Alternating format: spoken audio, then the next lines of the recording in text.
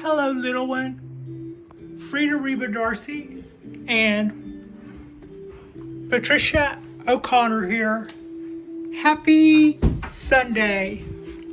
Today, it is rather cool, sunny, partly cloudy, fair, I guess you would call that. Let's have a look at these big cypress trees.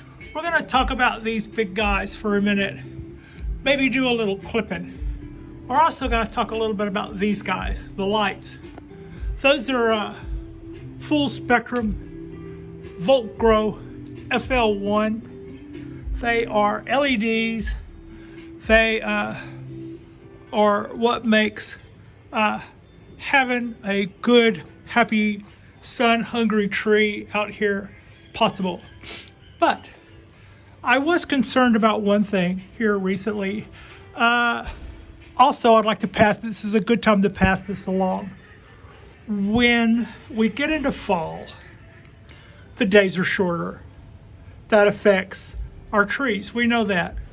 The shorter day, but also to some degree, and more with some plants than others, the color of the light will also tell them what time of day it is, or what time of year it is, or basically what's up. They know whether to make or suppress hormones or whatever, partly by whether there's orange in the light or whether there's strong blue in the light.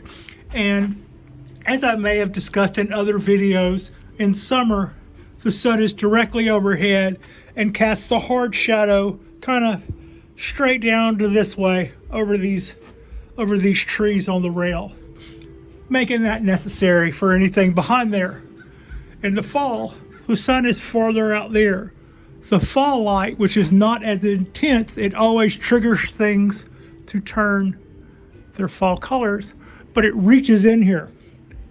So if I were to leave these lights on as long during now as I did in the summer, I would totally be messing with these trees. What I do is I try to ensure that, especially in the fall, these guys go off before the sun goes down. Usually about an hour. And they come on after the sun comes up. Again, 45 minutes to an hour. They're not so greedy for light that I'm gonna just pound it to them as first opportunity. I want nature to trigger the lights the way they are supposed to be triggered by the natural light. And what I do with these big Weber jammers is supply everything that's needed to a tree that might be wanting a lot of light that it's not getting because it's under a ceiling. So by cutting these off at late in the afternoon, and then we get sundown, or it's really dark here by 5, usually about 4:45. But that means that the light should be down and off and cooler their jets about 3, so that they will continue to get ambient light, and they will know that the day is over and that the day is started still by the sun. Now, having said that, we're well and truly almost, we're pretty far in to the Christmas holidays. And as you can see, at one point, I was wondering if the top of this canopy would have an issue with these lights being full spectrum in the winter. In other words, I was wondering if I was going to see fall colors up here close to the lights, the way I am the foliage that's more getting into the outside stuff. And if I saw that this was all still green and not a good time for me to start doing my fall work, which, I mean, face it, it's winter, but things are a little later here, I would probably go up to my dimmer knob, which I have here, and click that back a stop or two to so that I wouldn't be giving a bad influence to my trees. So that is a little bit about my thoughts on lighting for this. Now, this is the time of year where all of these limbs and all of these needles, all of these frods that have been allowed to go so long, these are going to be our first branches, and it is time for us now. They've given back all of the energy that they're going to for the year, and so now it would be a good time to cut them back. And you see all of these little bumps on here. Those are all bud sites. Those are all going to be, those could all be anything. So wherever we cut this back, we'll probably get 2, which is now what we want. Also, let's see, let me find a good branch to show you. I'm not really doing, since it's time to, we could defoliate this basically if we wanted to, but I'll show you now. If we were more into ramification, I removed that one, save that one, save that one, remove that one, remove that one, save that one. That would mean that we should have one over here. But see, that's staggered. Those had kind of had a leaf across all along. But that's kind of how you do those. So not one there, got one there. So my next one should be over here, but it's not. And then we'd pick up here, and we pick up there, then we pick up there. So in other words, I would pull this one, pull that one. Those two are next to one another. Pull this one, that, and now we come to here. So I got those 2 on the end. What I'll probably do is cut this back to here, or more likely cut this back to here, because it'll be time to do that. I'd like this to branch out there. This is what we want it to do. That's also a little too far out. I'll probably cut this back to here. And with that, go a little bit with these, yeah. No, not those scissors. Let's go with the cut wire and branch with wire cutters. Okay. All right, so as you see, a good place for this guy to branch out, fork out would be there. That's not a bad place for that to fork out. Maybe a little long, but I've already got, yeah, I am. There.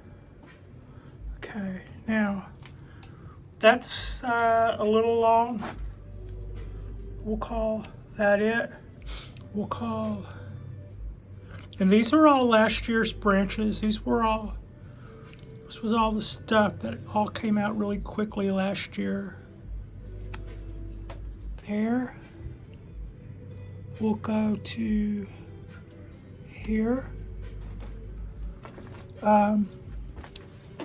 So that's, I'm gonna let that, no I'm not.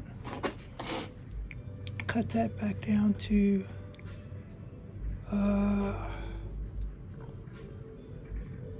there. Not gonna top that.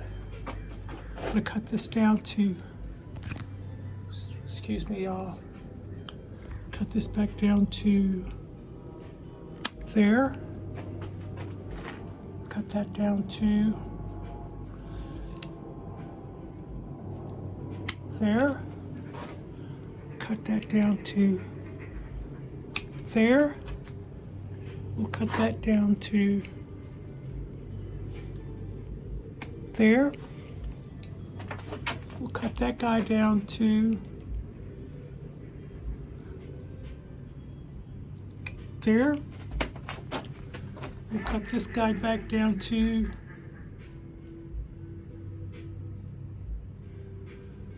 there. Now, I'd said earlier that the most water or energy is going to the top, and second most would be to this long demanding branch here. It's time to cut that back. Debatable because it's still making stuff, but it's not necessarily in great light. It's the only thing that's getting, it's by itself and the only thing getting that, so that's probably keeping it hanging in there a little longer than it should. But boom. I'm supposed to say there I go, I guess. Let's see, and then we'll clean that up a little. Now we're up in here into, all of this was this year's growth. We're still going to keep hanging with our plan though. We'll cut that guy back to there. I should probably go back through here and put a little motion in that, and maybe also, yeah, I should go back and put some wire on these guys. I didn't wire them before. You could see that everything I pruned before here had already, see how close I'm cutting all that stuff back? We're going to get 2 shoots. Just probably just will V right out wherever I'm making these chops. I mean, that's its modus operandi. That's what it normally does. Wherever you see those little green little things still hanging out there, those will all want to be, vying to be our next branches. Pick me, pick me. Let me play, coach. Okay, so we're just giving that. We're just gonna bring everything back. I should probably be doing these smaller branches that don't have any wire on them. I should probably be doing those with scissors, but my wire cutters are still doing okay for that. Pretty okay. Yeah, I'll probably go back later and put a little piece of wire on all of these sprigs so that they will at least be pointed down. Like that one's okay. That one's okay. Oh man. Oh man.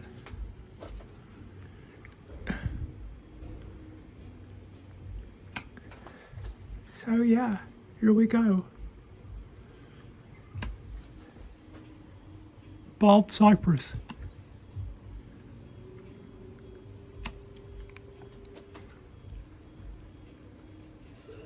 I'm not going to get quite the rush looking at these little sticks that I got, looking at those yellow and rust-colored branches. They were really pretty, especially under these, I hate to say it, but they're really pretty under the artificial light. They're pretty under any light, but they're the artificial light, if that sounds like a tacky thing to say, but the artificial light really makes them kick. I was telling the Bonsai Zone last week that I felt like these trees were lit for display sometimes, the way the light hits them from the overhead lights. I'm going to leave the rest on there just to give me something to look at. And that's our little green top there. So yeah. So a little prune back should get these guys. Yeah, that's still too big. That's what we're gonna want it to do. I should have cut that back to here and I'd already be ahead of the game. But I didn't, so I'm not. But that's okay. It's okay. It's all happening on its own time frame anyway. And the good news is that this is all kind of starting at one time for this tree. So we're not going to have, it's not going to be loppy or lumpy or old things started close here but died back there kind of a thing. It's like everything should be able to progress in a year by year little fashion. That's just going to come out with so many freaking shoots. It's going to go nuts. You are too. You are more than welcome to just come spring, bust out and go nuck and futz with all this stuff. Bye-bye.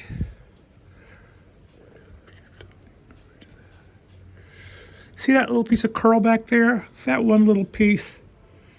That one little piece doesn't really bother me. But don't pick at it. Don't mess with it. I've seen people mess with those, and you could peel a huge scar on your tree if you mess with that. Let it roll over and pitch that off as it wants to. So, am I missing anybody here? I don't think. Up. Come on, show some form. Okay. So, now, here we go. The bald cypress is looking a little bald. That's okay. We've done our job. Now, like I said, I could probably would probably be a good move to throw some wire on this and pull those down a little. You can also crack them. I've seen people do that. I've done that before, and what I find is it really stunts their growth, and it causes them to make knots at their base. So, it won't kill you. You could do that. It won't kill you, but it'll always leave a little knot at the base where you crack. By crack it, I mean you can like turn it straight down and it'll crack, but then when you let go of it, it'll go almost back in place. And I've seen people do that to bald cypresses to instead of bending them down with wire. I think that really kind of messes with the energy there. And I don't necessarily know that that's a bad thing. Maybe if you can slow down something's energy, that's okay too. But don't really know enough to make that call, I guess. So that's about all I'm going to do on these guys for now.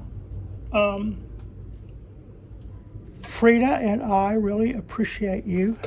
And these are our bald cypress grouping. And they are pretty happy. They've been there since midsummer. They were on the rail close to over there where the oak tree were. I built those up there and then decided that it made it too hard for me to work on, and the landlord didn't like it on the rail, was worried about somebody pushing it off, like somebody could actually push that anywhere. And I started to come up with a PowerPoint argument, but then decided that it wasn't earthquake proof no matter what I came up with. So I would do it here. That would make it more something that I could enjoy and not something that was just more to the world that I couldn't get to the backside of. So actually I kind of like them there. Haven't gotten them down. I like them there. And they've been there since about midsummer, I guess, when I did that. But that's me pruning them back. Every year when these things come out with shoots prolifically, sometimes you can see all the little scars where all the little shoots come out that are unwanted. And you know, when you get a bald cypress, people tell you you're gonna have to water these a lot. They also tell you you're gonna be rubbing shoots off, or you're gonna be, picking buds off that thing just constantly. I think in the past year, what I've learned about these trees, and not from just doing a mass video watch of everybody that has a bald cypress, but actually starting to listen to tree experts, don't be so anxious to rub off every little shoot that comes out. I know sometimes they leave pop marks or whatever, but that's the tree trying to get some energy back. And while these trees are still in development, and they very much are, I say that this summer, when it comes out with 100 trillion little shoots all up and down the tree, I'm just going to remember what I cut and set this year and focus on that and let everything else go until now.